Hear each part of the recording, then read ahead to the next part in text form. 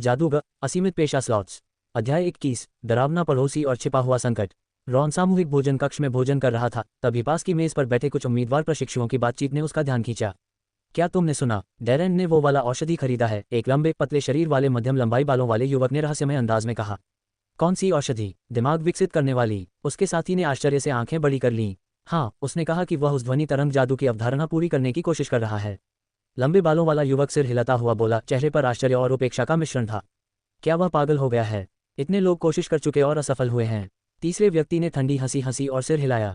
उसके स्तर की आध्यात्मिक शक्ति में वह औषधि उसे राक्षस ही बना देगी। रॉन काले बेस्वाद रोटी का टुकड़ा चबाते हुए औषधि निर्माण की सामग्री पर विचार कर रहा था, लेकिन जैसे ही उसने अपने पड़ोसी डैरेन का नाम सुना, वह भौहें सिकुड़कर अपनी थाली रख दी। पिछले कुछ दिनों से डैरेन के प्रयोगों से आने वाला शोर काफी कम हो गया था। रॉन ने सोचा था कि शायद वह पागल शोधकर्ता आखिरकार किसी बंद गली में पहुंच गया है और आराम कर रहा है। अब लगता है मामला कुछ और है। हॉस्टल का इलाका वाकई इन दिनों बहुत शांत है। उम्मीद है मेरी सोच सच न निकले। उसने खुद से बुदबुदाते हुए हाथ में पकड़ी आधी काली रोटी की तरफ देखा और भूख खत्म हो गई। असल में जब वह पहली बार ब्लैक मिस्ट जंगल आया था, तब इस पड़ोसी डैरेन से थोड़ा परिचित भी हुआ था। उसने यहाँ का पहला भोजन डैरेन के साथ ही किया था। मेरा घर ब्लैक मिस्ट जंगल के उत्तर में स्थित सीडर सिटी में है। उस समय डैरेन का स्वभाव इतना अजीब और चिड़चिड़ा नहीं था। हल्का मोटा सा युवक चुकंदर का सूप हिलाते हुए धीरे से अपना परिचय दे रहा था। हमारा परिवार पीढ़ियों से संगीतकार रहा है। शहर के रईसों के लिए संगीत प्रस्तुत करना और रचनाएं बनाना हमारा काम है। जब उसने संगीत का जिक्र किया तो उसकी आंखों में असामान्य चमक आ गई। क्या तुम कल्पना कर सकते हो, रॉन? संगीत केवल ध्वनि नहीं है, यह ऊर्जा की एक लहर है, आत्मा की गूंज है। बचपन से ही मैं अलग अलग सुरों, उनकी लय और शक्ति के बीच का संबंध महसूस कर सकता हूँ। रॉन को याद आया कि उसने उस समय शिष्टतापूर्वक सिर हिलाया था, लेकिन वह डैरेन के जुनून को समझ नहीं पाया था। मेरी आध्यात्मिक प्रतिभा अधिक नहीं है, 5वें दर्जे के सितारे तक भी नहीं पहुंचती। यहाँ आते समय मैं लगभग निराश हो चुका था। डैरेन ने धीरे से सूप हिलाते हुए कहा, मानो उसे पता ही न चला हो कि कटोरे का खाना ठंडा हो चुका है। लेकिन स्कूल के पहले दिन मैंने सूचना पट पर एक अवसर देखा। उसने अपनी आवाज़ धीमी कर ली। नियमित आध्यात्मिक शक्ति परीक्षणों के अलावा स्कूल एक और पदोन्नति का रास्ता देता है, एक मंत्र की अवधारणा को पूरा करना और इनाम पाना। अगर कोई अधूरा मंत्र व्यवहारिक स्तर तक विकसित कर सके तो उसे भी बने रहने की योग्यता मिलती है। और मुझे एक ऐसा विषय मिला जो मेरे लिए बिल्कुल उपयुक्त था। डैरेन की आंखें चमक उठीं। ध्वनि तरंग संचरण आध्यात्मिक क्षेत्र। जिस क्षण मैंने ये नाम देखा, मुझे लगा यह मेरे लिए ही बना है। अगले कुछ महीनों में डैरेन ने खुद को पूरी तरह इस शोध में झोंक दिया। कभी कभी रॉन उसकी कमरे की झलक पाता, उपकरणों और नोट से भरा हुआ, दीवारों पर अजीब प्रतीक और संगीत रचनाएं चिपकी हुई। पहले 2 महीनों तक डैरेन अलग अलग धातु के बर्तनों को बजाता, अजीब ध्वनियां निकालता और फिर गुस्से में गाली देकर दोबारा शुरू करता। उस समय रॉन अक्सर आंद्रे से शिकायत करता कि उसके पड़ोसी का शोर ध्यान साधना में बाधा डालता है। लेकिन लगभग 1 महीने पहले डैरेन निराश होने लगा। शोध जैसे किसी अवरोध पर आकर रुक गया था। कितनी भी कोशिश करे, वह ध्वनि तरंगों से आध्यात्मिक क्षेत्र को प्रभावित नहीं कर पा रहा था। समस्या मेरी आध्यात्मिक शक्ति की है, उसने एक बार झुंझलाकर रॉन से कहा। अगर मैं थोड़ा और शक्तिशाली होता तो यह बाधा तोड़ देता। पिछले कुछ दिनों में ये आवाज़ें और भी कम हो गईं। रॉन ने सोचा था कि डैरेन ने आखिरकार हार मान ली, लेकिन जब वह कल ही अचानक सामूहिक स्नानघर में उससे टकराया तो उसने डैरेन की आंखों में लगभग पागलपन की चमक देखी। चेहरा पीला पीला और कभी मोटा सा दिखने वाला शरीर अब कंकाल सा हो गया था। तुम ठीक हो? उसने सामान्य ढंग से पूछा था। डैरेन ने उसे अजीब सी मुस्कान दी। ठीक, बिल्कुल, मैं तो सफलता के कगार पर हूँ, रॉन। ये कहकर वह पीछे देखे बिना ही चला गया। अब सोचने पर लगता है कि डैरेन ने तभी असामान्यता दिखा दी थी। ये सोचकर रॉन ने थाली में बचे सॉस को रोटी से पोंछा, जबरदस्ती मुंह में ठूंसा और धोने की जगह की ओर चला गया। शायद उसे अपने इस पड़ोसी से थोड़ा और सतर्क रहना चाहिए। कमरे में लौटकर रॉन ने मूलभूत ध्यान तकनीक किताब खोली और ध्यान शुरू किया। आज वह थोड़ा और देर तक ध्यान कर सकेगा। हालांकि उसकी काफ़ी ऊर्जा खर्च हो चुकी थी, लेकिन पिछले दिनों इस्तेमाल की गई उत्तेजक औषधि के प्रभाव ने उसकी मानसिक अवस्था को उच्च स्तर पर बनाए रखा था। मूलभूत ध्यान प्रारंभ। इस बार उसने लेडी एलन से सीखी बातों को ध्यान में शामिल करने की कोशिश की। सिर्फ रून बनाने के बजाय वह आध्यात्मिक शक्ति के स्वाभाविक प्रवाह को महसूस करने लगा। जहां भी प्रवाह को प्रतिरोध मिलता, वह उसे धीरे से दिशा देता ताकि वह स्वाभाविक मार्ग पर चल सके, जैसे कोई अनुभवी नाविक धारा की शक्ति का उपयोग करता है, न कि उसके विरुद्ध जाता है। चेतना की जगह में 3 चापों से बनी रून हल्की रोशनी बिखेरने लगी। पहले की कठोर आकृति के विपरीत अब वह रून जीवित सी लग रही थी, आध्यात्मिक शक्ति की तरंगों के साथ हल्के हल्के कांपती हुई। विशेष प्रभाव सक्रिय, लय की गूंज, ध्यान का प्रभाव थोड़ा बढ़ा। मूलभूत ध्यान अनुभव अंक जोड़े 1। मूलभूत ध्यान अनुभव अंक जोड़े 1। मूलभूत ध्यान अनुभव अंक जोड़े 1। आज का साधना समय सीमा तक पहुंच गया है, विश्राम की सलाह है। रॉन ने आंखें खोलीं। हालांकि यह केवल उत्तेजक औषधि पर आधारित ध्यान की तुलना में थोड़ा कम था, लेकिन शुरुआत की तुलना में अब भी बहुत अधिक था। लगता है लय ही असली कुंजी है, उसने धीरे से बुदबुदाते हुए आज के निष्कर्ष नोटबुक में लिखे। उसकी नोटबुक अब काफ़ी व्यवस्थित हो चुकी थी, बिखरे हुए विचारों से एक व्यवस्थित सिद्धांत में बदलती हुई।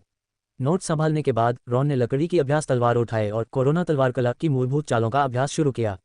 हालांकि उसके पास कोई पेशेवर प्रशिक्षक नहीं था, लेकिन आंद्रे की नोट्स की मदद से वह धीरे धीरे खोज कर रहा था। हर तलवार प्रहार क्राउन ब्रीदिंग तकनीक किले से जुड़ा हुआ था, जिससे गति और सांसों के बीच सूक्ष्म संतुलन बन रहा था। जैसे जैसे अभ्यास गहराता गया, ये तालमेल और भी सुगम होता गया, हर चाल अधिक प्रवाहमयी। मूलभूत तलवार कला अनुभव अंक जोड़ 1। मूलभूत तलवार कला अनुभव अंक जोड़ 1। मूलभूत तलवार कला अनुभव अंक जोड़ 1। ... धीरे धीरे अंधेरा छा गया। रॉन ने कमरा साफ किया, लकड़ी की तलवार रख दी, कपड़े उतारे और बिस्तर पर लेट गया। जैसे ही वह नींद में जाने वाला था, उसके मन में एक अजीब सा एहसास उठा। यह ऐसा अस्पष्ट अनुभव था मानो कोई या कुछ उसे देख रहा हो।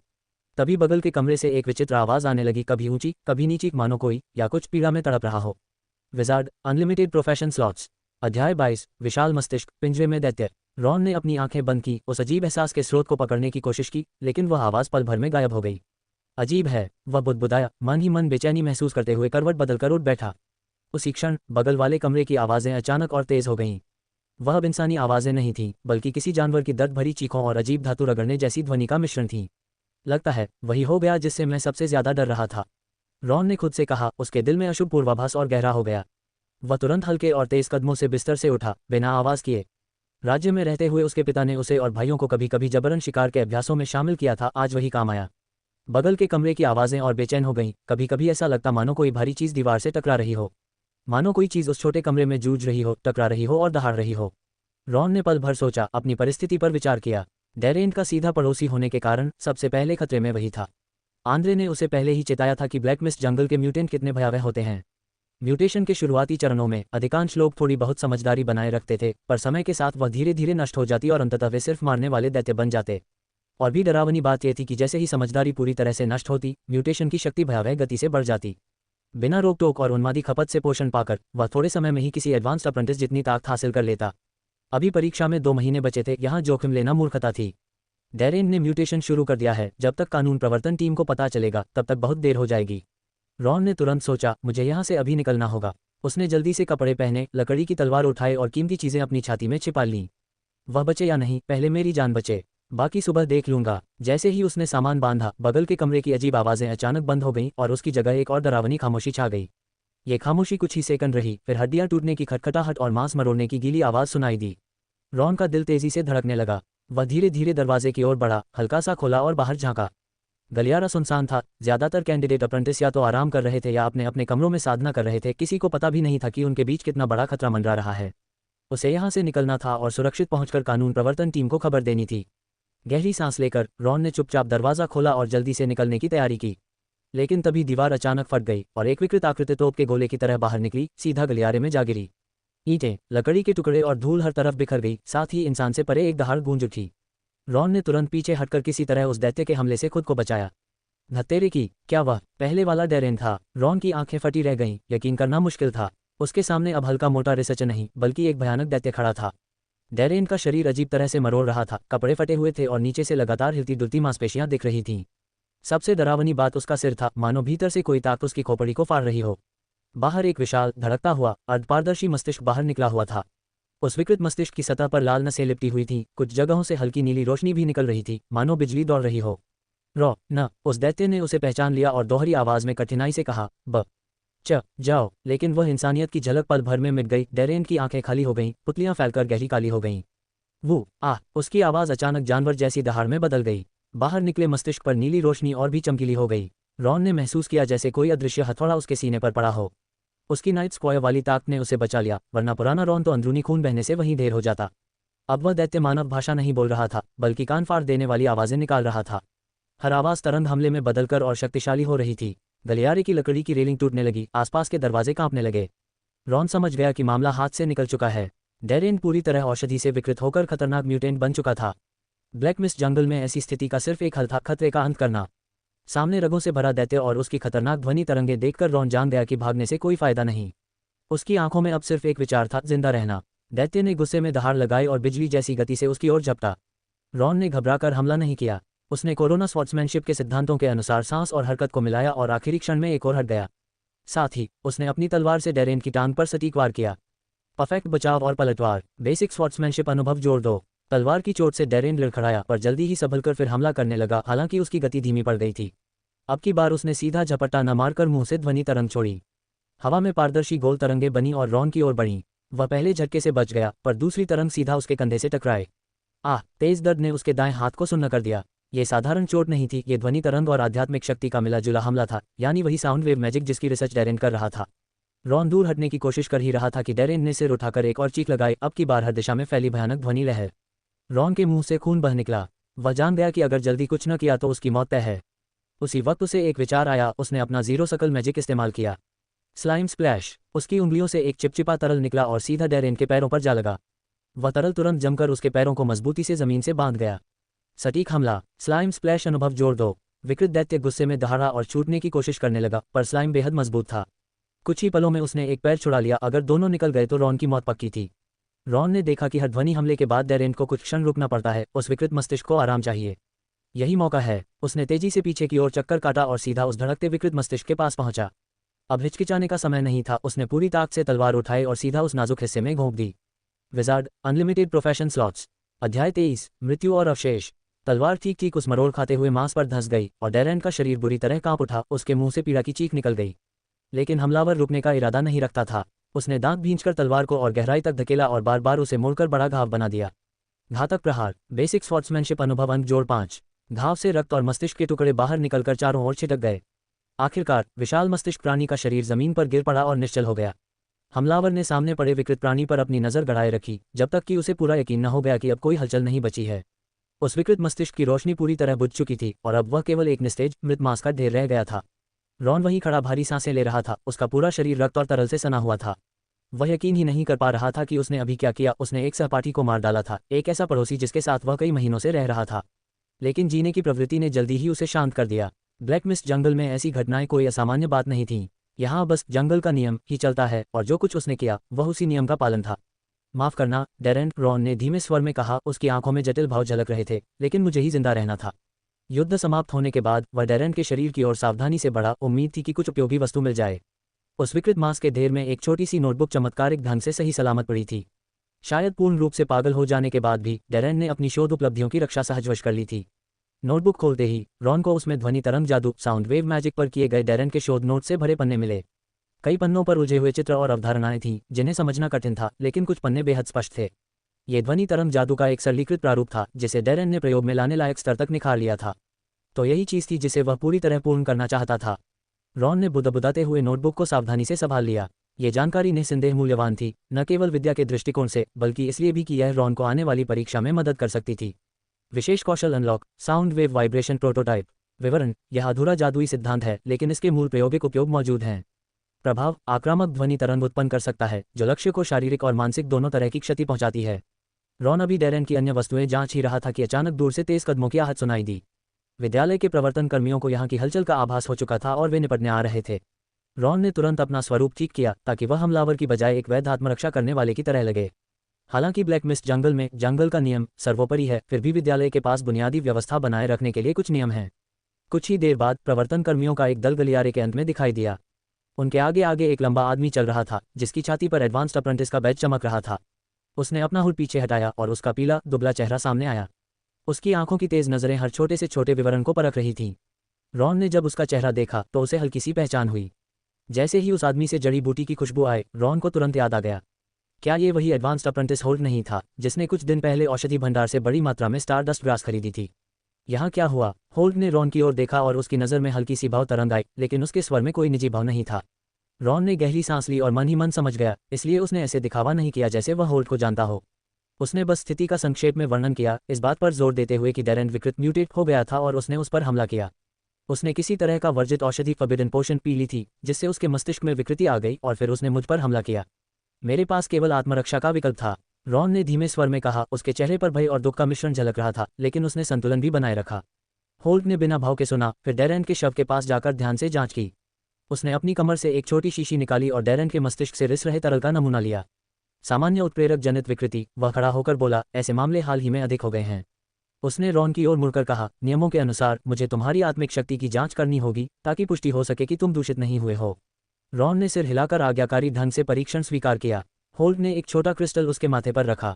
शुरू में क्रिस्टल ने हल्की नीली रोशनी दी, फिर धीरे धीरे हरी हुई और अंत में सामान्य हो गई। ठीक है, कोई विकृति का संकेत नहीं, होल्ड ने क्रिस्टल हटाते हुए कहा। आत्मिक शक्ति स्थिर है, रक्षा पर्याप्त रही। होल्ट की नज़र रॉन के हाथ में पकड़ी लकड़ी की तलवार पर पड़ी और उसने हल्की भौं उठाई। एक म्यूटेंट को लकड़ी की तलवार से मार गिराना, तुम्हारी तलवारबाजी काफ़ी अच्छी लगती है। सिर्फ किस्मत, रॉन ने विनम्रता से जवाब दिया, ध्यान खींचना नहीं चाहता था। सामने वाले ने उसकी सोच भांप ली और होठों पर हल्की मुस्कान आई। सावधानी अच्छी बात है, लेकिन शायद तुम्हें पता न हो, हम खतरों का सामना करते समय प्रशिक्षुओं को उचित आत्मरक्षा करने के लिए प्रोत्साहित करते हैं।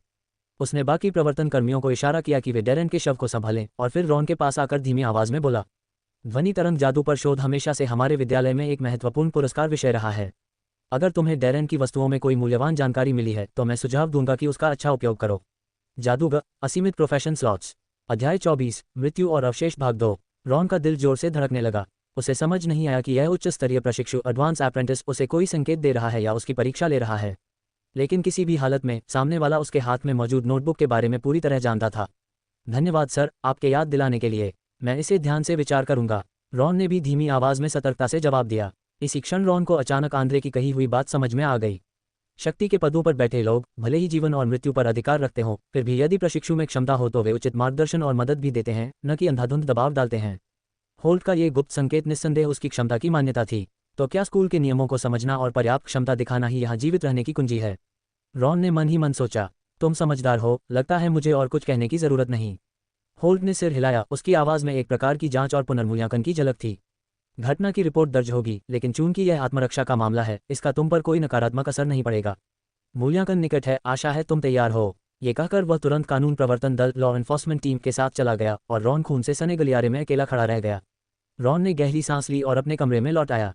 उसे अपने विचारों को व्यवस्थित करने और अभी अभी हुई घटनाओं को पचाने के लिए समय चाहिए था।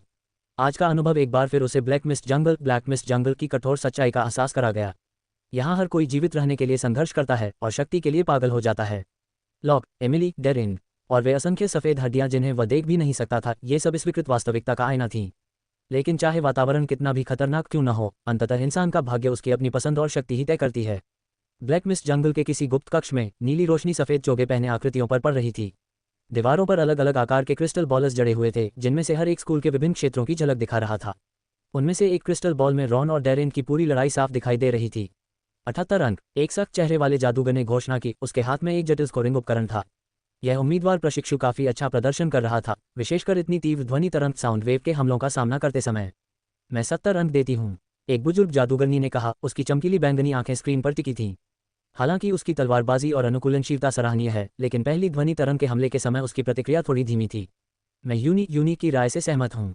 तीसरे जादूगर, एक लंबे मध्यवयस्क व्यक्ति ने सिर हिलाया, लेकिन उसका अंतिम घातक प्रहार बहुत सटीक था और ऐसी स्थिति में धैर्य बनाए रखना किसी उम्मीदवार प्रशिक्षु के लिए दुर्लभ है।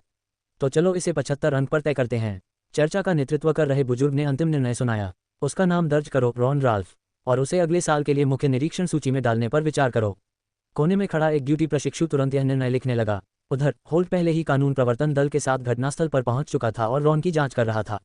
दिलचस्प, ये वही नया सहायक है जो एलन के अधीन काम कर रहा है।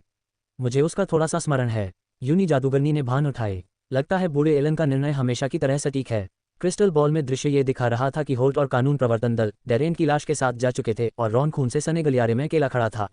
वह बुरी हालत में लग रहा है, सख्त चेहरे वाले जादूगर ने टिप्पणी की। ध्वनि तरंगों के हमले से हुई आंतरिक चोटें कम नहीं होती। मुझे सच में जिज्ञासा है कि क्या वह रात गुजार पाएगा। वह ठीक हो जाएगा, सत्र की अध्यक्षता कर रहे बुजुर्ग ने शांति से कहा। उसके भीतर सूर्य की आभा है, उसकी स्वचिकित्सा क्षमता कमजोर नहीं होनी चाहिए। सूर्य, ये शब्द सुनकर बाकी जादूगर चौंक उठे। क्या आपने पुष्टि कर ली है? बुजुर्ग ने सिर हिलाया। हालांकि यह आभा बहुत क्षीण है, लेकिन मौजूद है। इसी वजह से मैं उसमें रुचि ले रहा हूँ। तो वह और भी ज्यादा निरीक्षण योग्य है, यूनी ने गहरी सोच में कहा। पिछले कुछ वर्षों में मौलिक तत्व एलिमेंटल अफिनिटी वाले प्रशिक्षु बहुत दुर्लभ हो गए हैं। यदि उसमें सचमुच सूर्य की प्रतिभा है तो उसका विकास हमें पर्याप्त लाभ पहुंचा सकता है। लाभ शब्द सुनते ही सभी जादूगरों के चेहरे पर सूक्ष्म भाव झलक उठे। लाभ की बात करें तो, मध्यवयस्क जादूगर ने विषय बदलते हुए कहा और सामने बैठे बुजुर्ग की प्रशंसा की। उपदीन वाइसदीन, आप इन दिनों और जवान दिख रहे हैं। निस्संदेह ये दशकों पहले कोरिना जादूगरनी को प्रशिक्षित करने का परिणाम है, जिसने आपको भारी लाभ दिया। इसीलिए हमें आसपास की नश्वर दुनिया मॉर्टल रेल्म से लगातार नए बीज खोजने पड़ते हैं। उपदीन ने धीरे से कहा। एक छात्र जो सफलतापूर्वक आधिकारिक जादूगर बन जाता है, अपने गुरु की आयु कम से कम 50 वर्ष बढ़ा सकता है। मुझे लगता है कि हाल ही में कोरिना ने जिस त्रिश को पाया है, उसमें बड़ी संभावना है। निस्संदेह ये हमारा आवश्यक कर्तव्य है बतौर स्कूल मास्टर्स। सभी ने सहमति जताई। कुछ आपस में फुसफुसाए। छात्रों से मिलने वाले लाभ के बिना हम बूढ़ों को तो कब का निगल लिया गया होता, और इसी वजह से हमें ऐसा वातावरण चाहिए। उपदीन ने सहजता से कहा। पर्याप्त खतरा और प्रतिस्पर्धा ही वास्तव में प्रतिभाशाली प्रशिक्षुओं को बाहर लाती है। जैसे कुछ साल पहले ओलिवर जीवन मरण के माहौल में उसकी कमजोर आध्यात्मिक प्रतिभा स्पिरिचुअल टैलेंट उत्तेजित हुई और उसने अविश्वसनीय विशेष प्रतिभा स्पेशल टैलेंट प्रकट की। सही कहा, यूनी ने हामी भरी। सच्ची ताकत ग्रीनहाउस में नहीं पनपती। केवल वे ही जो असली जीवन मरण की परीक्षा से गुजरे हों अपनी सबसे बड़ी क्षमता जगा सकते हैं। वे बच्चे जिन्होंने वर्जित औषधि फॉरबिडन पोशंस ली, वे भी इसी प्रणाली का हिस्सा हैं। मध्यवयस्क जादूगर ने शांत भाव से कहा, उनकी असफलताएं और मौतें वास्तव में अन्य प्रशिक्षुओं की वृद्धि के लिए पोषण ही तो हैं। योग्यतम की उत्तरजीविता यही शाश्वत नियम है। उपदीन खड़ा हुआ और मूल्यांकन का निष्कर्ष निकाला। उम्मीदवार सूची में शामिल लोगों की निगरानी जारी रखो और ब्लैक वाइपर्स की गतिविधियों को आने वाले दिनों में धीमा कर दो। विचलनों एबरेशंस की संख्या पहले ही हमारी योजना से अधिक हो चुकी है। जी सर, बगल में खड़े लेखक ने आदरपूर्वक उत्तर दिया। यूनी ने हल्की मुस्कान के साथ सिर हिलाया। प्रशिक्षु शायद ये सोच भी नहीं सकते कि जिस खतरनाक ब्लैक मार्केट संगठन को वे देखते हैं वह सिर्फ हमारे नियंत्रण का एक औजार है। आवश्यक बुराई, उपदीन ने शांत स्वर में कहा। कुछ प्रशिक्षु इसकी वजह से मरते हैं लेकिन और कई अधिक मजबूत बनते हैं। ठीक वैसे ही जैसे हम भी कभी थे। योग्यतम की उत्तरजीविता। ठीक है, अब बैठक समाप्त करें। उसने हाथ हिलाया। क्या अगली खेप की आध्यात्मिक उत्प्रेरक स्पिरिचुअल कैटलिस्ट आ चुकी है? पहले ही तैयार है, उपदीन। लेखक ने उत्तर दिया। हालांकि आपके निर्देशानुसार सूत्र फॉर्मूला को समायोजित किया गया है। इस खेप में उत्परिवर्तन म्यूटेशन की संभावना आधे से भी कम होनी चाहिए। अच्छा, बुजुर्ग ने सिर हिलाया। जैसा हमेशा होता है, हमें प्रतिस्पर्धा चाहिए लेकिन बहुत तीव्र नहीं। आखिर सच्चे प्रतिभाशाली बहुत दुर्लभ होते हैं। जैसे ही जादूगर वहां से निकले, निगरानी क्रिस्टल बॉल में मौजूद दृश्य धीरे धीरे धुंधला पड़ गया। Wizard unlimited profession slots C25-24 sound wave vibration prototype Trish को विदाई। अध्याय 25 अध्याय 24 sound wave vibration prototype Trish को विदाई। रॉन अपने जख्मी शरीर को खींचते हुए अपने कमरे में वापस गया और आखिरकार उसने अपने पूरे शरीर के दर्द और मानसिक तनाव से एक पल के लिए राहत पाई। उसके अंदर की क्राउन ब्रीथिंग टेक्निक धीरे धीरे उसके टूटे हुए पसलियों और आंतरिक अंगों की मरम्मत कर रही थी, लेकिन यह आत्मा उपचार प्रक्रिया बिना दर्द के नहीं थी। हर सांस में चुभन जैसी पीड़ा होती थी। हालांकि उसने अपनी जान बचा ली थी, लेकिन दर्द लगातार रॉन को उस भारी लड़ाई की याद दिला रहा था जो उसने अभी अभी झेली थी। वे अर्ध पारदर्शी साउंड वेव रिंग्स लगभग पूरी तरह से टालना असंभव थी और हर हमला उसे और अधिक घायल कर देता था। अगर नाइट के स्क्वायर प्रोफेशन द्वारा लाए गए शारीरिक सुधार न होते तो शायद अब वह केवल एक शव बन चुका होता। लेकिन उससे भी ज्यादा चौंकाने वाली बात थी डेरेंट का म्यूटेशन प्रोसेस। उस विकृत मस्तिष्क में चमकती नीली रोशनी, ऊर्जा का उतार चढ़ाव, सभी यह साबित कर रहे थे कि फॉरबिडन पोशन कितने खतरनाक थे। मैं इसे अपने साथ नहीं होने दे सकता, रॉन ने खुद से बुदबुदाया और अपने खून से सने कोट को उतारा। अपने सीने और पेट को देखकर उसने देखा कि वहां चोटों का एक बड़ा क्षेत्र था। कई पसलियां स्पष्ट रूप से विकृत थीं और हल्की हरकत भी अत्यधिक दर्द देती थी। क्राउन ब्रीथिंग टेक्निक आत्मा उपचार प्रभाव सक्रिय। अधिकतर मरम्मत पूरी करने के लिए अनुमानित समय 6-8 घंटे। रॉन ने अपने दांत जबड़े और अपनी सांसों को नियंत्रित किया। क्राउन ब्रीथिंग टेक्निक के सिद्धांतों के अनुसार शरीर की ऊर्जा को घायल हिस्सों की ओर मार्गदर्शित किया। एक गर्माहट धीरे धीरे उसके अंदर फैल गई क्योंकि टूटे हुए हड्डियां और ऊतक धीरे धीरे ठीक होने लगे।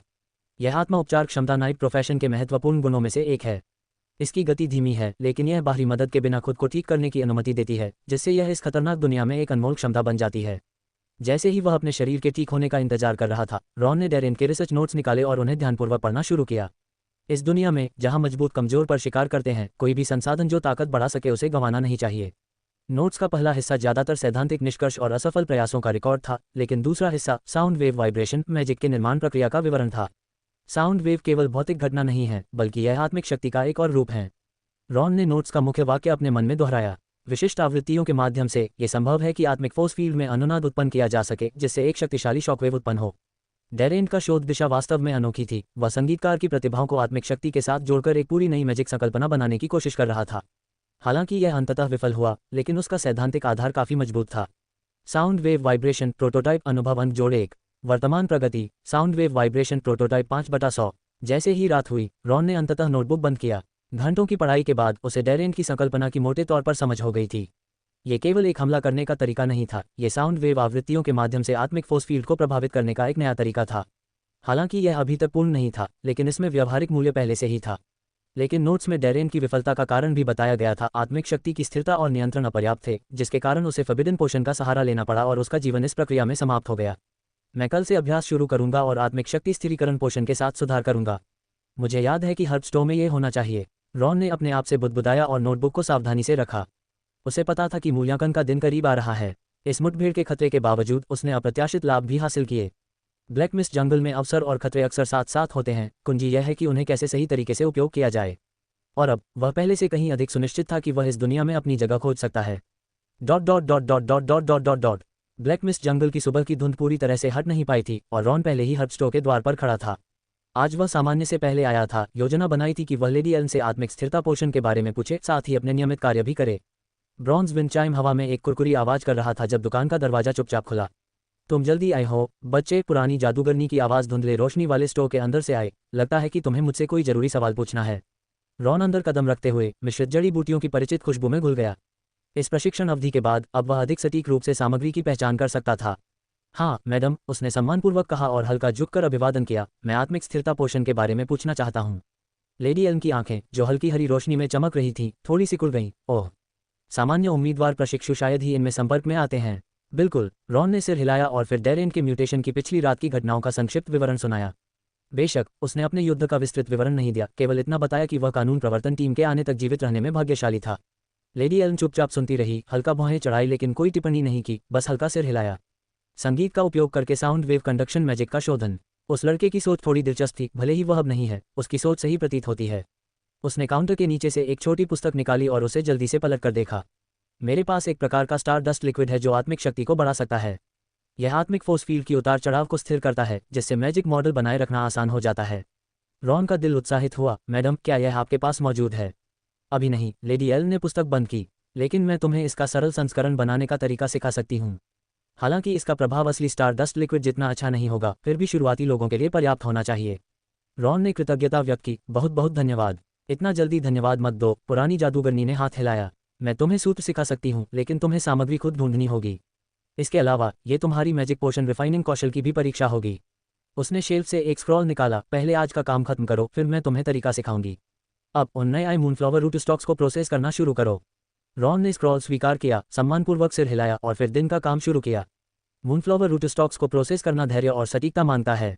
इस पौधे का औषधीय प्रभाव मुख्य रूप से रूट स्टॉक जंक्शन के एक छोटे हिस्से में केंद्रित होता है, इसलिए संरक्षक बाहरी परतों को सावधानीपूर्वक हटाकर भीतर का सार निकाला जाता है। अब रिकॉग्निशन क्षमता का उपयोग करते हुए रॉन प्रत्येक मूनफ्लावर पौधे के लिए सबसे अच्छा कटने का स्थान अधिक सटीक रूप से निर्धारित कर सकता था। अब रिकॉग्निशन अनुभव अंक जोड़े 1। काम के बीच में दुकान का दरवाजा धीरे से खोला गया और एक साफ सुथरी और सुंदर लड़की अंधेरे ग्रे रंग की चोगा पहने अंदर आई। रॉन ने तुरंत उसे पहचान लिया। ये ट्रिश थी, जो वर्षों पहले उनके साथ ब्लैक मिस्ट जंगल में भेजी गई थी। जब वे पहली बार मिले थे तब शिकारियों की बेटी पतली थी, लेकिन अब वह पूरी तरह बदल चुकी थी। उसके भूरा बाल सिल्वर हेयर बैंड से बांधे गए थे और उसका नाजुक चेहरा आत्मविश्वास से भरा था। सबसे ध्यान देने योग्य बदलाव था उसके सीने पर हल्का नीला सैफायर बैज, जो कि इंटरमीडिएट अप्रेंटिस का प्रतीक था।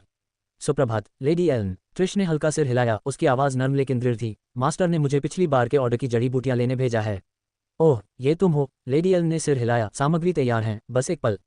पुरानी जादूगरनी सामग्री लेने गई, जबकि लड़की की दृष्टि चारों ओर घूमी और अंततः रॉन पर टिकी, जो मूनफ्लावर प्रोसेस कर रहा था। कुछ क्षणों के लिए रॉन ने महसूस किया कि उनकी आंखें हवा में मिल गईं और ट्रिश ने हल्का सा आंखें सिकोड़ते हुए कहा, क्या तुम रॉन हो? रॉन थोड़ा आश्चर्यचकित हुआ। उसे उम्मीद नहीं थी कि वह उसे याद करेगी। हाँ ट्रिश, काफी समय हो गया। काफी संयोग है, भूरी बालों वाली लड़की ने थोड़ी जटिलता से कहा। मैंने सुना है कि तुम यहाँ कुछ समय से काम कर रहे हो। रॉन ने सिर हिलाया। हाँ, काफी समय हो गया। वह कुछ और कहना चाहती थी, लेकिन लेडी एलन सुंदर पैक किए गए बॉक्स के साथ वापस आए। लो, सब कुछ यहाँ है। ये सुनिश्चित करना कि विचकोरिना को सूचित किया जाए कि पर्पल क्रिस्टल ग्रास की आपूर्ति इस समय अस्थिर है। ट्रिश ने बॉक्स लिया, फिर से रॉन की ओर देखा और उसकी आवाज़ में हल्की चिंता झलक रही थी। अंतिम मूल्यांकन तक कितना समय बचा है? 2 महीने और 3 दिन, रॉन ने बिना हिचकिचाए उत्तर दिया। ये संख्या उसके दिमाग में लंबे समय से अंकित थी। उसने उसके उत्तर पर हल्का सिर हिलाया। ठीक है, तो तुम्हें शुभकामनाएं। इसके बाद वह दुकान से बाहर चली गई। दुकान का दरवाजा बंद होने के बाद लेडी एलन ने रॉन की ओर कुछ आश्चर्यजनक रूप से देखा। क्या तुम विचकोरिना के छात्र को जानते हो? हम एक ही घर से हैं, रॉन ने सरलता से समझाया। कुछ महीने पहले एक साथ ब्लैक मिस्ट जंगल भेजे गए थे। समझ गई, लेडी एलन ने सिर हिलाया और आगे नहीं पूछती, लेकिन उसकी आंखों में एक विचारशील झलक थी। सुबह का समय विभिन्न जड़ी बूटियों की प्रोसेसिंग में बीत गया और लगभग दोपहर तक लेडी एलन ने अंततः वादा अनुसार उसे सिखाना शुरू किया। स्टार डस्ट लिक्विड की संरचना के बारे में, यह मूल रूप से असली स्टार एसेंस की आवश्यकता होती है।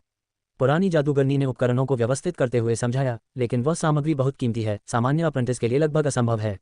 उसने लॉक किए गए दराज से एक छोटी बोतल पाउडर निकाली, जो कमजोर चांदी की रोशनी में चमक रही थी।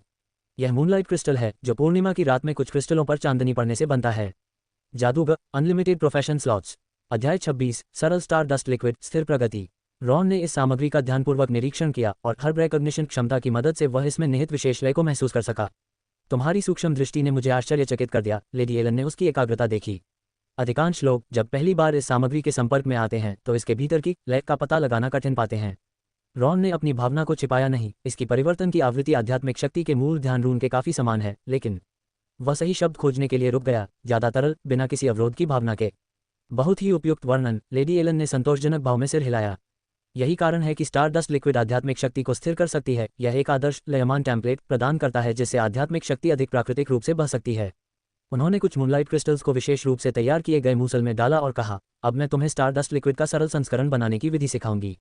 हालांकि इसका प्रभाव असली पदार्थ जितना अच्छा नहीं है, फिर भी इसे बनाना अपेक्षाकृत आसान है। अगले 2 घंटे तक लेडी एलन ने निर्माण प्रक्रिया के हर विवरण को पूरी तरह से समझाया। सामग्री पीसने के कोण से लेकर तापमान नियंत्रण और ऊर्जा के उतार चढ़ाव की मार्गदर्शना तक हर चरण में सटीक संचालन आवश्यक था। मैजिक पोशन रिफाइनिंग अनुभव अंक जोड़ 1। बेसिक मैजिक पोशन मेकिंग अनुभव अंक जोड़ 1। आखिरकार रॉन के लगातार प्रयासों से एक बोतल तरल तैयार हो गई जो हल्का चांदी का चमक निकाल रही थी। रंग थोड़ा हल्का है, लेकिन कुल मिलाकर ये सफलता है। लेडी एलन ने बोतल उठाई और प्रकाश में देखा। इस सरल स्टार डस्ट लिक्विड का प्रभाव लगभग 3 दिनों तक रहता है, जो तुम्हारे लिए एक पूरा जादुई प्रयोग पूरा करने के लिए पर्याप्त है। उन्होंने बोतल रॉन को सौंपी। हालांकि लगातार उपयोग से हल्की निर्भरता हो सकती है, इसे महत्वपूर्ण सफलता के समय ही उपयोग करना सबसे अच्छा है। रॉन ने गंभीरता से बोतल स्वीकार की। आपकी मार्गदर्शना के लिए बहुत धन्यवाद लेडी। धन्यवाद कहने की जरूरत नहीं, लेडी एलन ने हाथ हिलाया। मैं बस उस मृत प्रशिक्षु के शोध परिणामों के बारे में जिज्ञासु थी। अगर तुम इसे वास्तव में परिपूर्ण कर सको तो मुझे दिखाना मत भूलना। काम खत्म होने के बाद रॉन सरल स्टार डस्ट लिक्विड की बोतल लेकर हर्ब स्टोर से बाहर निकला। आज की उपलब्धियां सिर्फ इस पोषण तक सीमित नहीं थीं, बल्कि जादुई पोषण रिफाइनिंग की गहरी समझ भी प्राप्त हुई, खासकर यह कि ऊर्जा के उतार चढ़ाव को कैसे मार्गदर्शन किया जाए। डॉर्मेटरी लौटते समय वह लगातार लेडी एलन की शिक्षाओं को अपने दिमाग में दोहराता रहा। जादुई पोषण रिफाइनिंग में सबसे महत्वपूर्ण कारक सामग्री नहीं है, बल्कि विभिन्न सामग्रियों की ऊर्जा को सामंजस्यपूर्ण बनाने का तरीका है। यह अवधारणा उसके ध्यान में हुई खोज से बहुत मिलती जुलती थी। चाहे आध्यात्मिक शक्ति का प्रवाह हो या जादुई पोषण सामग्रियों का मिश्रण, ऐसा प्रतीत होता था कि ये किसी सामान्य नियम का पालन करते हैं। रॉन अपने कमरे में लौटकर अपने नोट्स और विचारों को व्यवस्थित करने लगा। आज सरल स्टार डस्ट लिक्विड बनाने के दौरान उसकी आध्यात्मिक शक्ति की समझ एक और स्तर तक गहरी हुई। खासतौर पर आदर्श लेक की अवधारणा ने उसे नया प्रेरणा दिया। नोट्स पूरे करने के बाद उसने अपनी प्रशिक्षण की लकड़ी की तलवार निकाली और कोरोना तलवार कला का अभ्यास करना शुरू किया। हर तलवार प्रहार उसकी श्वास की लय के साथ समन्वित था और उसके आंदोलनों में लगातार तरलता आ रही थी। बेसिक तलवार कला अनुभव अंक जोड़ 1। बेसिक तलवार कला अनुभव अंक जोड़ 1। बेसिक तलवार कला अनुभव अंक जोड़ 1। वर्तमान प्रगति। बेसिक तलवार कला शुरुआती 28/50। शाम को रॉन ने बेसिक मेडिटेशन तकनीक फिर से खोली। आज का जादुई पोषण रिफाइनिंग अनुभव उसे आध्यात्मिक शक्ति की गतिशीलता की नई समझ दे गया और इसे ध्यान में लागू किया जा सकता था। बेसिक मेडिटेशन प्रारंभ। चेतना के अंतरिक्ष में उसने सरल स्टार डस्ट लिक्विड में पाए गए तरल की नकल करने का प्रयास किया। हालांकि वह इसे पूरी तरह से दोहरा नहीं सका, लेकिन प्रयास ने काफी लाभ दिया। बेसिक मेडिटेशन अनुभव अंक जोड़ 1। वर्तमान प्रगति। बेसिक मेडिटेशन शुरुआती 48/100। प्रगति आधे रास्ते से ज्यादा है। रॉन ने अपनी आंखें खोली, पैनल पर डेटा देखा और उसके दिल में थोड़ी उम्मीद जागी। वर्तमान प्रगति, साथ ही विभिन्न पेशे के बोनस को मिलाकर 1 महीने में बेसिक मेडिटेशन के कुशल स्तर तक पहुंचने का लक्ष्य संभव लग रहा था। इस उम्मीद के साथ उसने डेस्क पर बिखरे नोट्स और किताबें व्यवस्थित की और आराम करने की तैयारी की।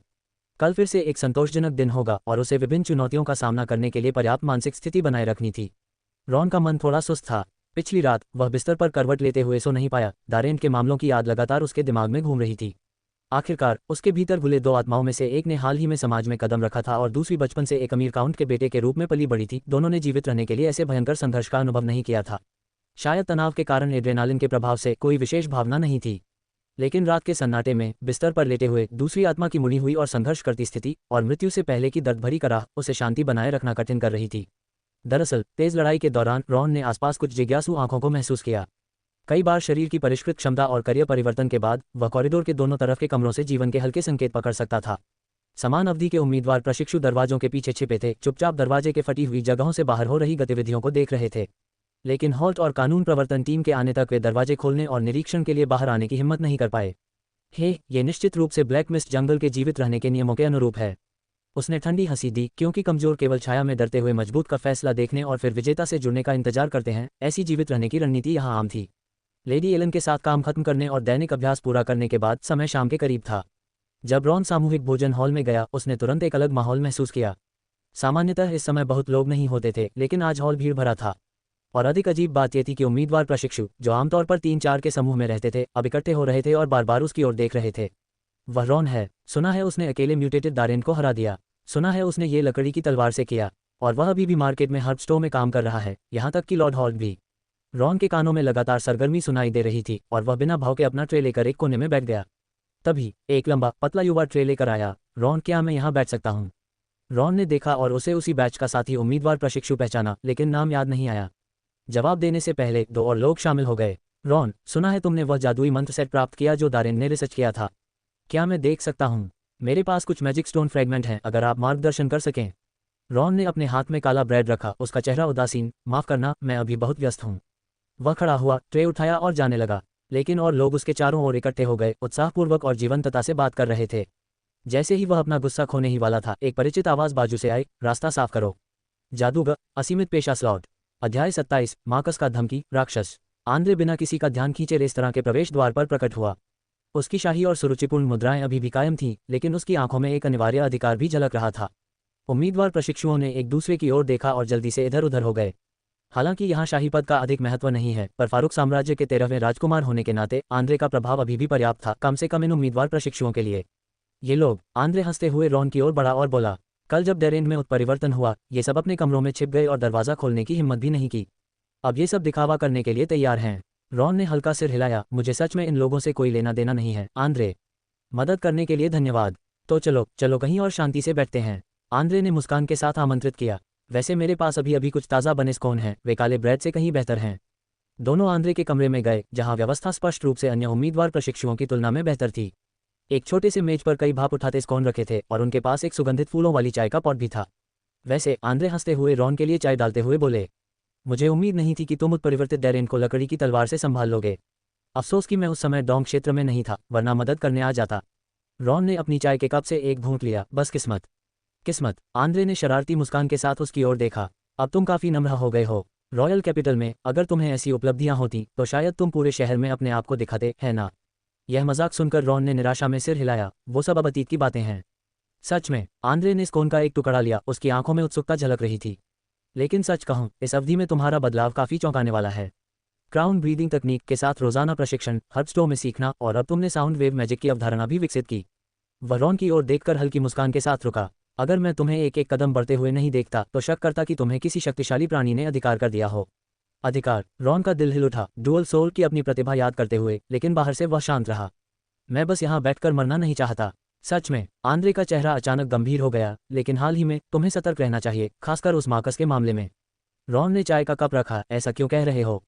हालांकि वह केवल एक साधारण प्राथमिक प्रशिक्षु है, उसके पीछे उसका भाई है ओलिवर, जो आधिकारिक जादूगर बनने के करीब है।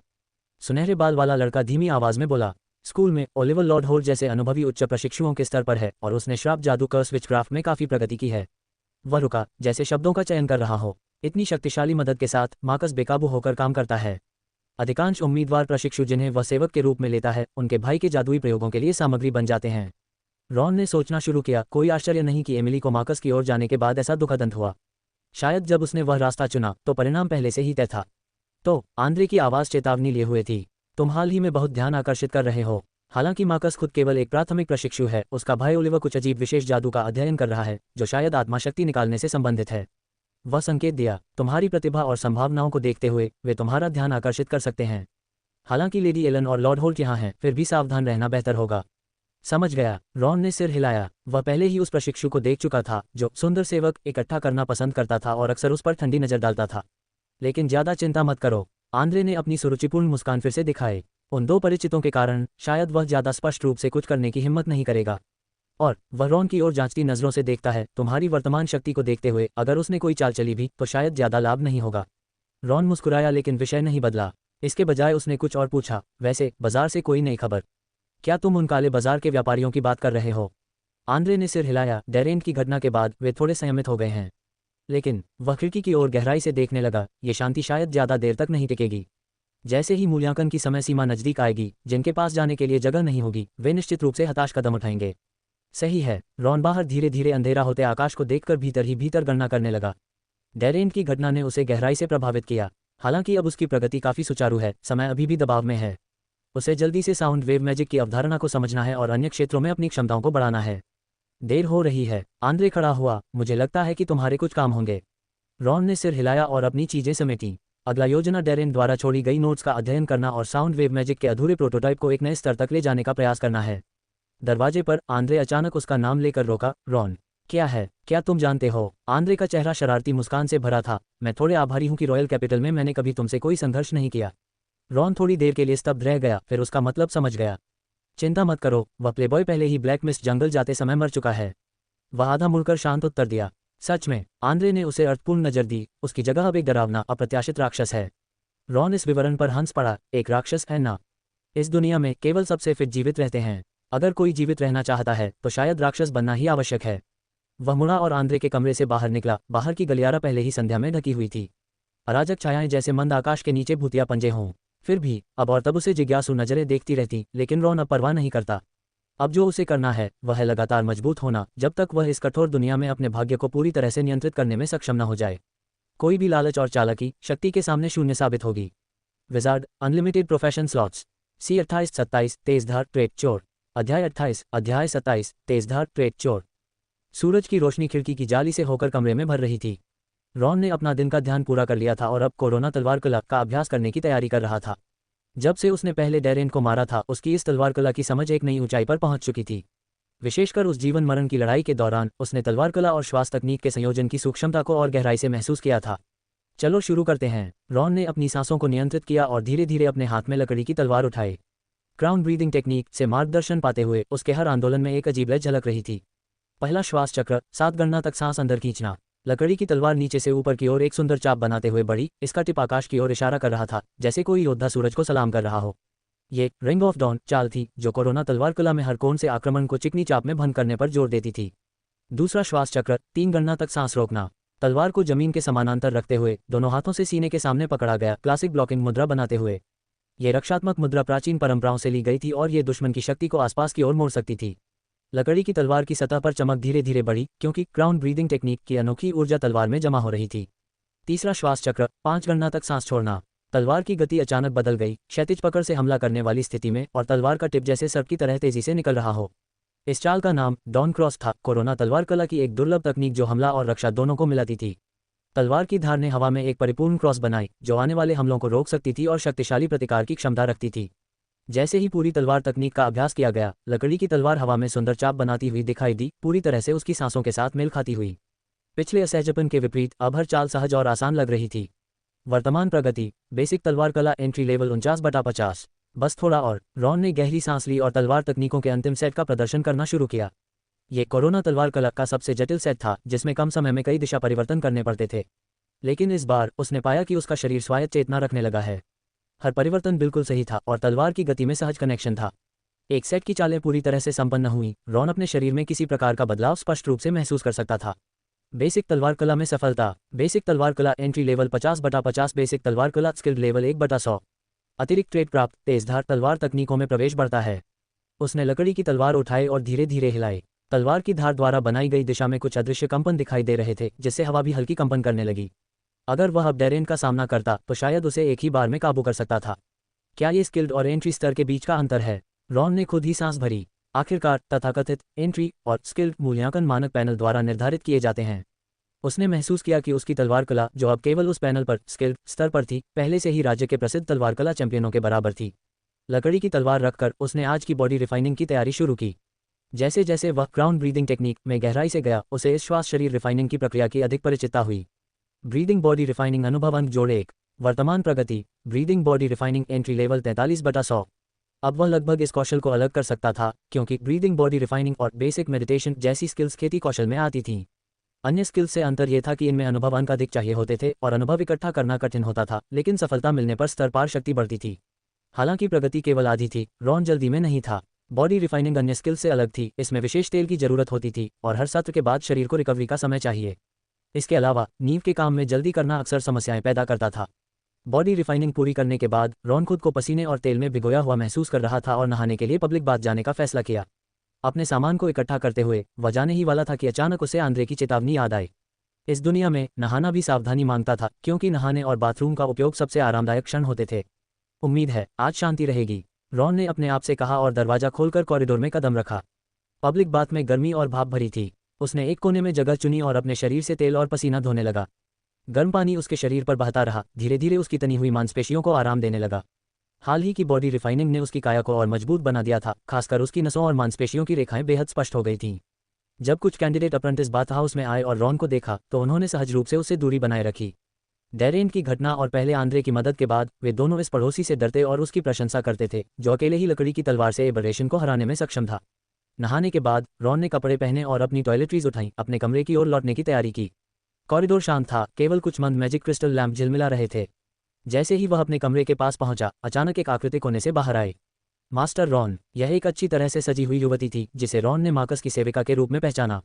अन्य सेविकाओं की तुलना में उसके वस्त्र अधिक भव्य थे और उसकी गर्दन में रत्न जड़े हार थे। मैं डैनी हूँ, मार्कस की निजी नौकरानी, उसने हल्का झुककर कहा। उसकी आवाज़ कोमल और सुखद थी। मैंने सुना है कि आप लेडी एल्म की हर्ब स्टोर में काम करते हैं। रॉन ने बिना भाव बदले देखा। क्या बात है? देखिए, डैनी ने विनम्र मुस्कान दी। मेरे मालिक को हमेशा मैजिक पोशन बनाने में बहुत रुचि रही है। मैंने सुना है कि आपने हाल ही में इसमें काफ़ी सफलता हासिल की है। मुझे आशा है कि आप। नहीं, रॉन ने सीधे उसे बीच में ही रोक दिया। वह इन सेविकाओं के जालों को बहुत अच्छी तरह जानता था, पहले अप्रत्यक्ष रूप से जानकारी खोजना और फिर उसका फायदा उठाना। इसके अलावा वह और लेडी एल्म के बीच गोपनीयता समझौता था, ऐसे जानबूझकर मूर्ख बनने का प्रयास नाकाम था। डैनी ने परेशान चेहरा दिखाया। अगर यह कीमत का मामला है तो हम बातचीत कर सकते हैं। मेरे मालिक ने कहा कि यदि आप कुछ रेसिपी साझा करने को तैयार हैं तो वह ऑफर देने के लिए तैयार हैं। दिलचस्पी नहीं, रास्ता हटाओ। रॉन इस बेकार की बातचीत को जारी नहीं रखना चाहता था और उसे पार करते हुए निकल गया। उसी क्षण जब वह डैनी के पास से गुजरा, उसकी आंखों में एक ठंडी चमक और होशियार मुस्कान दिखाई दी। उसकी पतली उंगलियां आस्तीन के नीचे एक सूक्ष्म इशारा कर रही थीं और उसी समय उसने मौन रूप से जादू मंत्र बोला। यह एक जीरो रिंग स्पेल थी जिसे लाइट हैंडेड स्किलफुल एक्सट्रैक्शन कहा जाता था, जिसका कोई आक्रामक प्रभाव नहीं था, लेकिन ये छिपा हुआ और पहचानना मुश्किल था। अत्यंत सूक्ष्म काले ऊर्जा की लकीर उसकी उंगलियों से बाहर निकली, धुआं जैसी रॉन की ओर बढ़ रही थी। इस दूरी पर एक अनुभवी अप्रेंटिस भी अगर चौकन्ना न हो तो इस ऊर्जा की हल्की कंपन को पहचानना मुश्किल होता। जादू करते समय उसकी आंखें लक्ष्य के कमर पर मौजूद बगल में लगे फटके पाउच पर टिकी थीं। उसमें केवल मैजिक स्टोन के टुकड़े ही नहीं बल्कि कुछ पोशन भी थे जिन्हें रॉन ने बड़ी मेहनत से तैयार किया था। ऊर्जा की लकीर लगभग पाउच तक पहुंच गई थी, बस एक क्षण और वह इस चोरी के जादू से पाउच अपने हाथ में ले सकती थी। फिर उसे केवल झूठा आरोप लगाना होता कि रॉन ने उसके सामान को चुराने की कोशिश की, और सब कुछ आसानी से। इसी निर्णायक क्षण पर रॉन की स्पिरिचुअल परसेप्शन ने अचानक उस अजीब ऊर्जा की हल्की झलक पकड़ ली। यह एक अत्यंत सूक्ष्म असामंजस्य था, जैसे कोई बार बार उसकी आत्मा की तारों को खींच रहा हो, जिससे वह चिड़चिड़ा और अस्थिर महसूस कर रहा था। डैनी ने देखा कि युवा अप्रेंटिस जो उसके पास से गुजरा था अचानक रुक गया और उसके दिल में अलार्म बज उठे। लेकिन बहुत देर हो चुकी थी। लकड़ी की तलवार निकालने की गति आश्चर्यजनक थी। पहली बार स्किल्ड लेवल कोरोना तलवार कला की भयंकर शक्ति दिखा रही थी। तलवार की चमक झिलमिली और उसके साथ एक तीखी से हरन भरी चीख। डैनी का दाहिना हाथ साथ में काली ऊर्जा कट गया और तुरंत खून फूट पड़ा। वह अपने कटे हुए कलाई को देखकर भय में थी और फिर से चीखने ही वाली थी कि रॉन ने बिना किसी दया के उसे जोर से लात मार दी। साथ ही उसने जल्दी से अपने पाउच को पकड़ लिया जो जमीन पर गिरने वाला था, जिसमें उसके मैजिक स्टोन टुकड़े और पोशन थे। अगर यह सार्वजनिक क्षेत्र और सर्विलांस आइस में न होता। रॉन ने लकड़ी की तलवार से खून झटकते हुए कहा। उसकी नजरें ठंडी थीं। तुम पहले ही मर चुकी होती। डैनी जमीन पर लुढ़क गई। उठने में लंबा समय लगा। उसका कभी भव्य ड्रेस धूल और मिट्टी से धुंधला हो गया था और उस पर एक स्पष्ट पैरों का निशान था। वह अपने खून बहते कलाई को पकड़ने की कोशिश कर रही थी। उसकी भव्यता पूरी तरह खो गई थी, केवल भय और दर्द बाकी था। तुम कैसे? इसी समय कॉरिडोर के अंत से एक ठंडी आवाज आई। हम जैसी अफवाहें थीं, बिल्कुल वही, दिमाग कम, ताकत ज्यादा। मार्कस वहां कितने समय से छुपा हुआ था यह उसे नहीं पता था। वह गहरे ग्रे अप्रेंटिस वस्त्र में था। उसके सीने पर हरी बिल्ला मंद रोशनी में चमक रही थी। मैंने अभी अपनी आंखों से देखा कि तुमने मेरी सेविका पर कितना क्रूर हाथ डाला। इस छोटे और कुछ बदसूरत आदमी के चेहरे पर एक गंभीर मुस्कान थी। स्कूल स्पष्ट रूप से आंतरिक लड़ाई को निषिद्ध करता है, खासकर तुम जैसे केवल कैंडिडेट अप्रेंटिस को, जो एक ऑफिशियल अप्रेंटिस की संपत्ति पर इतना भारी हाथ डालने की हिम्मत करता है। जादूगर, असीमित पेशा स्लॉट्स। अध्याय 29, मार्कस के साथ युद्ध, तीक्ष्णता की शक्ति। रॉन ने उसे ठंडे स्वर में देखा। आपके सेवक ने चोरी करने का इरादा किया था। मुझे लगता है कि कानून प्रवर्तन टीम इसे आसानी से साबित कर सकती है। ओह, मार्कस ने अपनी आंखें सिकोड़ते हुए कहा। अफसोस है कि अभी यहाँ केवल हम तीन ही हैं। जब तक कानून प्रवर्तन टीम पहुंचती, शायद केवल मेरी और डैनी की गवाही ही बचेगी। जैसे ही वह बोला, उसकी आंखों में अजीब रोशनी चमकी और एक अदृश्य आध्यात्मिक तरंग हॉलवे में फैलने लगी। यह मानसिक हस्तक्षेप की क्षमता है जो अप्रेंटिस तक पहुंचने के बाद सामने आती है, और यह सीधे लक्ष्य के सोचने और प्रतिक्रिया देने की क्षमता को प्रभावित कर सकती है। यही जादूगरों को अन्य असाधारण सिस्टम से अधिक शक्तिशाली बनाता है। मोर्टल रियल में इस तरह का आध्यात्मिक हस्तक्षेप किसी भी शक्तिशाली नाइट को भ्रमित कर सकता है, और केवल वे डेमन हंटर ही इसे सहन कर सकते हैं जिनमें आध्यात्मिक दक्षता होती है। ऑफिशियल जादूगर स्तर पर यह आध्यात्मिक तरंग अब सिर्फ हस्तक्षेप नहीं है, यह मस्तिष्क को फोड़ देने जैसी शक्ति रखती है। रॉन ने अपने विचारों को केवल एक क्षण के लिए धुंधला महसूस किया, लेकिन जल्दी ही स्पष्टता रिगेन की। उसने अपनी लकड़ी की तलवार को मजबूती से पकड़ा और उसकी आंखों में एक ठंडी चमक चमकी। मार्कस थोड़ा हैरान हुआ कि रॉन ने आध्यात्मिक हस्तक्षेप को सहन कर लिया, लेकिन जल्द ही उसके चेहरे पर एक शातिर मुस्कान उभर आई। कोई आश्चर्य नहीं कि तुम उस दुष्ट प्राणी को मार सके। तुम्हारी आध्यात्मिक शक्ति वाकई कमजोर नहीं है। लेकिन जैसे ही रॉन थोड़ी देर के लिए चौंका, उसने अपने हाथ में गहरी लाल ऊर्जा इकट्ठा करना शुरू कर दिया। ये किसी प्रकार की आक्रामक शून्य रिंग जादू थी। तुम सोचते हो कि सिर्फ एक टूटी लकड़ी की तलवार के भरोसे तुम अप्रेंटिस की शक्ति का सामना कर सकते हो। रॉन ने लकड़ी की तलवार पकड़ी और हल्की मुस्कान के साथ कहा, ये तलवार पहले बदल चुकी थी। उसने इसे कुछ दिन पहले अप्रेंटिस मार्केट से 6 मैजिक स्टोन के टुकड़ों में खरीदी थी और ये दुर्लभ लकड़ी black hot iron would say बनी थी। ये पेड़ ब्लैक मिस्ट जंगल की गहराई में उगता है, जिसकी लकड़ी की कठोरता परिष्कृत इस्पात के बराबर है और दुर्लभता के रूप में इसमें प्राकृतिक विरोधी जादू की एक झलक भी होती है। रॉन ने शांतिपूर्वक मार्कस को देखा। आयरनवुड तलवार हाथ में धीरे धीरे घूम रही थी, नोक हल्की सी नीचे झुकी हुई थी, एक ढीली लेकिन घातक मुद्रा में। अगर हम कोशिश नहीं करेंगे तो कैसे पता चलेगा कि यह पर्याप्त है? मार्कस की आंखों में क्रोध चमका, उसका कुरूप चेहरा लगभग मुड़ गया। उसके हाथ में गहरी लाल ऊर्जा इकट्ठा होती रही। अब यह एक मुट्ठी आकार की ऊर्जा गेंद बन चुकी थी। ऊर्जा गेंद की सतह पर इलेक्ट्रिक आग जैसी अंधेरी रोशनी चमक रही थी और हवा में एक असहज जलन फैली। मर जाओ, मार्कस ने गुस्से में चिल्लाया और ऊर्जा गेंद छोड़ी। यह उसकी सबसे कुशल शून्य रिंग जादू बर्निंग बॉल थी, जिसे उसके भाई ने शक्ति बढ़ा दी थी। ऊर्जा गेंद ने हवा में गहरी लाल लकीर छोड़ी और उसकी गुजरती हवा उच्च तापमान के कारण विकृत हो गई। समझते हुए कि वह समय पर बच नहीं सकता, जैसे ही ऊर्जा गेंद मारने वाली थी, रॉन का शरीर हल्का सा हिला। क्राउन ब्रीदिंग तकनीक की सांस लेने की लय इस समय उसकी तलवार तकनीकों से पूरी तरह मेल खा रही थी।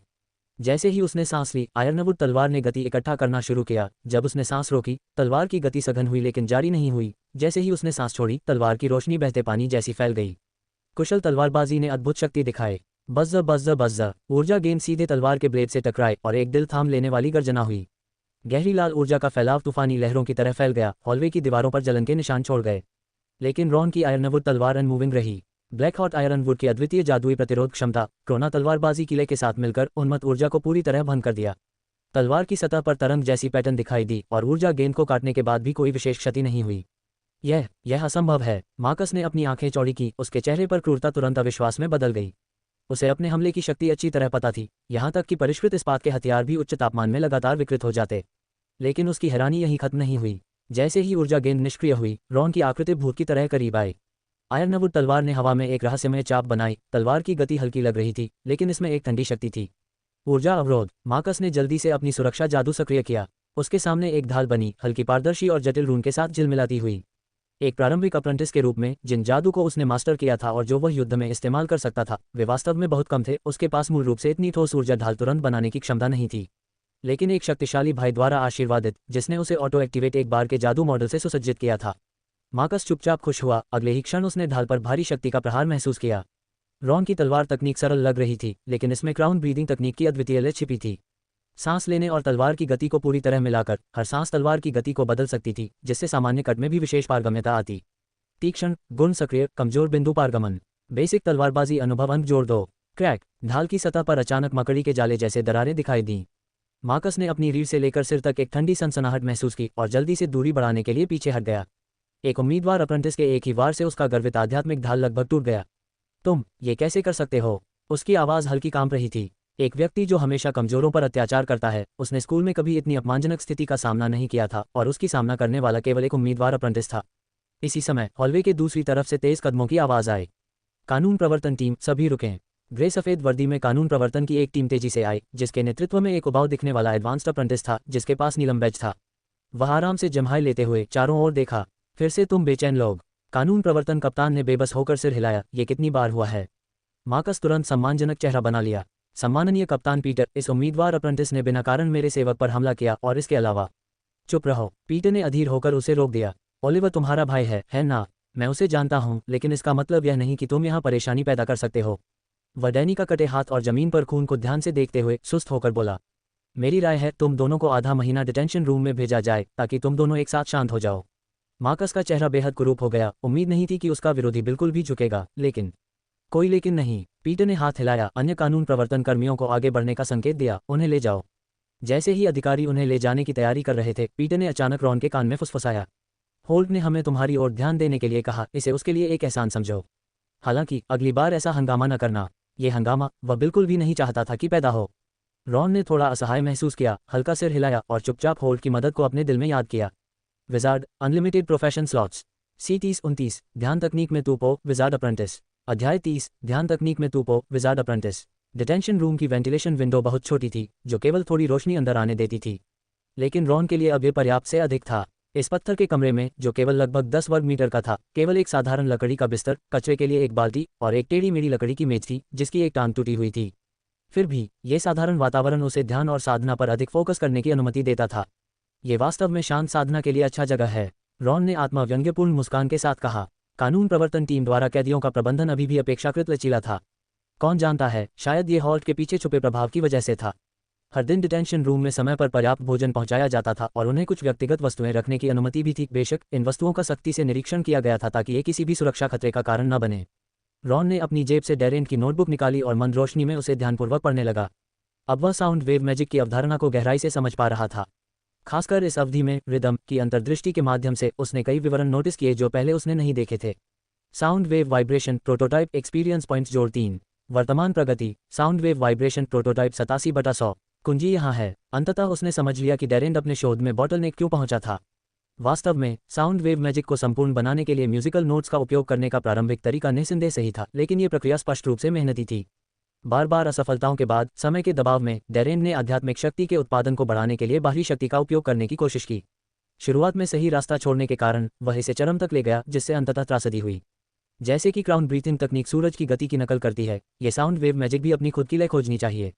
नोटबुक को अलग रखते हुए रॉन ने अपनी दैनिक ध्यान प्रक्रिया शुरू की। बाहर की दुनिया से अलग इस वातावरण में उसका मन अभूतपूर्व ध्यान की स्थिति तक पहुंच गया। बेसिक मेडिटेशन शुरू। विशेष प्रभाव ट्रिगर। गहन ध्यान। ये ध्यान प्रभाव बढ़ाता है। बेसिक मेडिटेशन एक्सपीरियंस पॉइंट्स जोड़ 1। बेसिक मेडिटेशन एक्सपीरियंस पॉइंट्स जोड़ 1। बेसिक मेडिटेशन एक्सपीरियंस पॉइंट्स जोड़ 1। वर्तमान प्रगति। बेसिक मेडिटेशन शुरुआती 93/100। कॉन्शियसनेस स्पेस में 3 आर्क से बने रून और भी स्पष्ट हो रहे थे। पिछली कठोरता के विपरीत वर्तमान रून में एक जीवंत लय दिखाई दे रही थी। हर प्रवाह में आध्यात्मिक शक्ति असाधारण रूप से सुचारू महसूस हो रही थी, जैसे कि वह सबसे उपयुक्त मार्ग पा रही हो। रॉन महसूस कर सकता था कि वह तूपों से बहुत दूर नहीं था। डिटेंशन रूम में अंतिम से पहले दिन रॉन ने अपनी रूटीन सुबह की ध्यान प्रक्रिया पूरी की। दुनिया से 2 सप्ताह की अलगाव ने उसकी आध्यात्मिक शक्ति को अभूतपूर्व ऊंचाई तक पहुंचाया था। ये निर्जन और सीमित वातावरण उसे अपने आंतरिक संसार की खोज पर अधिक ध्यान केंद्रित करने की अनुमति देता था। जैसे ही उसने अपने आप को कॉन्शियसनेस स्पेस में डुबो दिया, 3 आर्क से बने बेसिक रून असाधारण रूप से स्पष्ट हो गए, लगभग भौतिक रूप से महसूस होने लायक। हर आंख हल्का सा कंपन कर रहा था और हर नोट से हल्की चमक निकल रही थी। रॉन महसूस कर सकता था कि वह किसी महत्वपूर्ण बिंदु पर खड़ा है, बस एक हल्के धक्का की जरूरत है उस अदृश्य बाधा को तोड़ने के लिए। उसने गहरी सांस ली और अपने पूरे ध्यान को रून पर केंद्रित किया। पिछले मैकेनिकल नियंत्रण के विपरीत इस बार उसने रून के साथ सह ध्वनि बनाने की कोशिश की, जिससे उसकी चेतना पूरी तरह से उसमें विलीन हो गई। उसी क्षण रॉन ने अचानक समझ लिया, बेसिक मेडिटेशन तकनीक का सार रून को नियंत्रित करने में नहीं, बल्कि रून बन जाने में है। इस अंतर्दृष्टि के साथ कॉन्शियसनेस स्पेस में रून तीव्रता से कंपन करने लगी, अभूतपूर्व चमक निकालते हुए। आध्यात्मिक शक्ति जैसे बांध फूटते हुए बाढ़ बहने लगी, मानो उसने सबसे उपयुक्त मार्ग पा लिया हो। Basic meditation 2। Basic meditation experience points जोड़ 1। बेसिक मेडिटेशन शुरुआती 99/100। बेसिक मेडिटेशन प्रवीण अधिकतम। अतिरिक्त गुण प्राप्त आध्यात्मिक प्रवाह। जब उच्च स्तर की ध्यान तकनीक में परिवर्तन करें तो अनुभव अंक सीधे प्रवीण स्तर पर रख सकते हैं। प्रवीणता तक पहुंचने को बेसिक मेडिटेशन की सीमा लगता था, हल्की खेद की भावना आई। लेकिन तूपो वहीं नहीं रुका। रॉन ने महसूस किया कि उसकी आंतरिक आध्यात्मिक शक्ति अभूतपूर्व गुणात्मक परिवर्तन से गुजर रही है। पहले अव्यवस्थित आध्यात्मिक शक्ति अब किसी रहस्यमय क्रम के अनुसार स्वयं संगठित हो रही थी, अधिक स्थिर और शुद्ध ऊर्जा संरचना बना रही थी। कॉन्शियसनेस स्पेस में रून से प्रकाश की धाराएं निकलने लगी, उसकी चेतना में नेटवर्क बनाती हुई एक नया आध्यात्मिक फोर्स फील्ड बना रही थी। ये परिवर्तन केवल आंतरिक नहीं था, रॉन की धारणा क्षमता भी तेजी से बढ़ रही थी। डिटेंशन रूम का हर विवरण, यहाँ तक कि दीवारों के बाहर हल्की ऊर्जा की हलचल भी उसकी धारणा में जीवंत रूप से अंकित हो गई। आध्यात्मिक शक्ति गुणात्मक परिवर्तन पूरा। स्पिरिट 1.62.0। पावर लेवल सुधार। नाइट का स्क्वायर प्रारंभिक अप्रेंटिस। 2.0 सीमा को पार करने का मतलब था कि उसकी आध्यात्मिक शक्ति आधिकारिक रूप से एक प्रारंभिक अप्रेंटिस के स्तर पर पहुंच गई। ये परिवर्तन केवल संख्याओं में वृद्धि नहीं थी, बल्कि शक्ति में गुणात्मक छलांग थी। उसकी चेतना असाधारण रूप से स्पष्ट हो गई, सोच की गति और गहराई बहुत बढ़ गई और बाहरी दुनिया की उसकी धारणा अभूतपूर्व तीव्र हो गई। और भी आश्चर्यजनक, रॉन ने अचानक महसूस किया कि वह एक नई क्षमता का अनुभव कर सकता है। आध्यात्मिक शक्ति अब केवल आंतरिक ऊर्जा नहीं रही, बल्कि बाहरी दिशा में तरंगों के रूप में फैल सकती है, जो जीवित प्राणियों पर ठोस प्रभाव डाल सकती है। क्या ये वही आध्यात्मिक हस्तक्षेप क्षमता थी जो मार्कस ने उस दिन उस पर इस्तेमाल की थी? रॉन ने धीरे धीरे आध्यात्मिक शक्ति की एक छोटी धारा बाहर छोड़ी, महसूस किया कि वह हवा में बह रही है। यह अनुभव अद्भुत और अपरिचित था, जैसे जन्म से सांस लेना, फिर भी पूरी तरह नया। उसके नियंत्रण में आध्यात्मिक शक्ति आसानी से एक कमजोर हस्तक्षेप तरंग बनाकर बाहर फैल गई। मैं समझ गया, रॉन ने बुदबुदाया, ये समझते हुए कि इस क्षमता को जानबूझकर सीखने की जरूरत नहीं थी, बल्कि यह एक सहज मास्टरी थी जब किसी की आध्यात्मिक शक्ति एक निश्चित स्तर तक पहुंचती है। जैसे एक बच्चा जानबूझकर निगलना नहीं सीखता, वैसे ही विजार्ड अप्रेंटिस स्वाभाविक रूप से आध्यात्मिक शक्ति को बाहर छोड़ना सीख जाता है।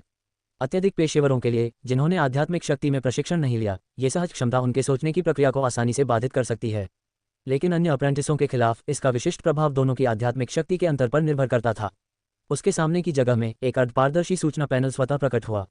आध्यात्मिक शक्ति 2.0 पहुंच गई। बेसिक मेडिटेशन तकनीक प्रवीण स्तर पर पहुंच गई। Combat profession unlock wizard apprentice 1.5 सितारा परिवर्तन सूचना। विजार्ड अप्रेंटिस 1.5 सितारा तारांकन परिवर्तन की शर्तें। आध्यात्मिक शक्ति 2.0 पहुंच गई। बेसिक मेडिटेशन तकनीक प्रवीण स्तर पर पहुंच गई। किसी जादू कौशल में प्रवीणता हासिल की।